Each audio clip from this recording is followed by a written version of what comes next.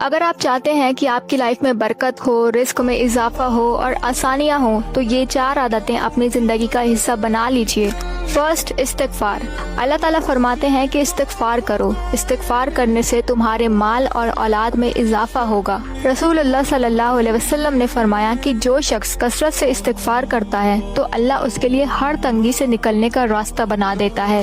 Second, صدقہ۔ رسول اللہ صلی اللہ علیہ وسلم نے فرمایا کہ صدقہ مال کو کم نہیں کرتا۔ ہم سوچتے ہیں کہ دینے سے کم ہو جائے گا، لیکن اللہ کے یہاں جو اس کی راہ میں دیا جاتا ہے وہ کبھی ضائع نہیں ہوتا، بلکہ اللہ تعالیٰ اس کو اور زیادہ بڑھا کر واپس عطا کرتے ہیں۔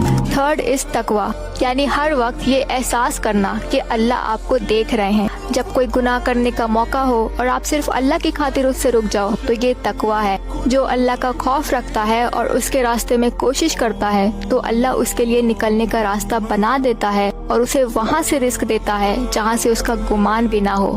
چوتھا، توکل۔ رسول اللہ صلی اللہ علیہ وسلم نے فرمایا کہ اگر تم اللہ پر ویسے بھروسہ کرو جیسے بھروسہ کرنے کا حق ہے تو اللہ تمہیں ویسے رزق دے گا جیسے پرندوں کو دیتا ہے۔ جیسے پرندے بھی اپنے گھونسلوں میں بیٹھے نہیں رہتے، وہ صبح نکلتے ہیں، کوشش کرتے ہیں اور پھر اللہ ان پر رزق کے دروازے کھول دیتا ہے۔ تو توکل کا مطلب صرف یہ نہیں کہ اللہ پر بھروسہ کرو، بلکہ پہلے اپنی طرف سے پوری کوشش کرو اور پھر رزلٹ کو اللہ کے حوالے کر دو، کیونکہ حالات چاہے آپ کے حق میں نظر آئے یا خلاف، مومن کا بھروسہ حالات پر نہیں صرف اللہ پر ہوتا ہے۔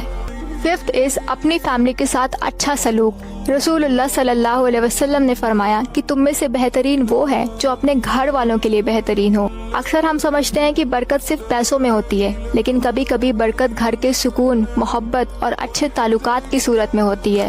سکس از حلال رزق۔ بھلے ہی آپ کم کماؤ لیکن حلال کماؤ، کیونکہ حلال رزق میں اللہ کی طرف سے برکت ہوتی ہے، سکون ہوتا ہے اور دل کا اطمینان ہوتا ہے، جبکہ حرام کمائی چاہے زیادہ ہی نظر آئے لیکن وہ زندگی سے برکت اور سکون چھین لیتی ہے۔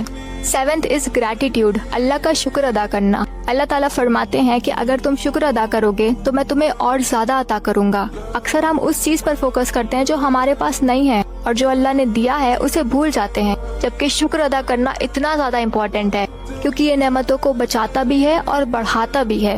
ایٹھ از اچھے کام اور نیکیاں جو کنسسٹنٹلی کی جائیں۔ رسول اللہ صلی اللہ علیہ وسلم نے فرمایا کہ اللہ کو وہ اعمال بہت پسند آتے ہیں جو کنسسٹنٹلی کیے جائیں، چاہے تھوڑے ہی کیوں نہ ہو۔ روز تھوڑا قرآن، روز تھوڑا استغفار، روز تھوڑا صدقہ، یہ چھوٹے چھوٹے اعمال ہی آخرکار آپ کی بڑی برکت کا سبب بنتے ہیں۔ دعا ہے کہ اللہ ہم سب کو ان باتوں پر عمل کرنے کی توفیق عطا فرمائے، آمین۔